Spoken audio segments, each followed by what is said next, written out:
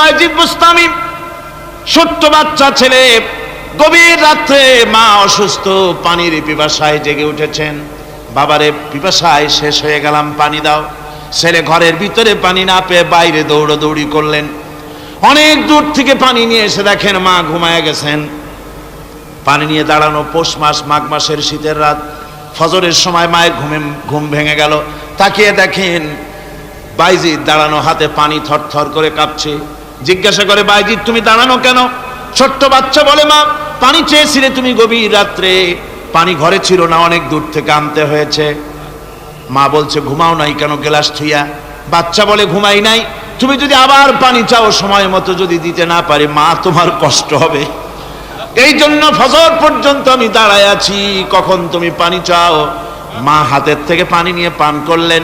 বাইজিদকে বিছানার উপরে আরাম করে কম্বল দিয়া ঘুম পড়াইয়া দিলেন। হযরতে বাইজিদের মা উযু করে ফজরের নামাজ পড়ে সিজদায় চলে গেলেন। চিৎকার মেরে কেঁদে বলেন, আমার রব, আমার আল্লাহ, আমি আমার বাইজিদের মা, আমি মা হয়ে বাইজিদের জন্য দোয়া করি। বাইজিদ আমার জন্য আজকে যা করেছে, আমি মা, আমার কলিজা ঠান্ডা হয়ে গেছে। আয় আল্লাহ, আমি বাইজিদের জন্য দোয়া করি, তুমি তাকে সুলতানুল আরিফিন বানাইয়া দিও। মঞ্জুর হয়ে গেল আল্লাহ পাকের কাছে দোয়া। আমার ভাইরা, আল্লাহ পাক বলছেন, খবরদার, আমার ইবাদতের পরে মা বাপ, আল্লাহর ইবাদতের পরে কারা? মা বাপ। মা বাপকে সম্মান করো, শ্রদ্ধা করো, মোহাব্বত করো, কিসমত খুলে যাবে, কিসমত খুলে যাবে।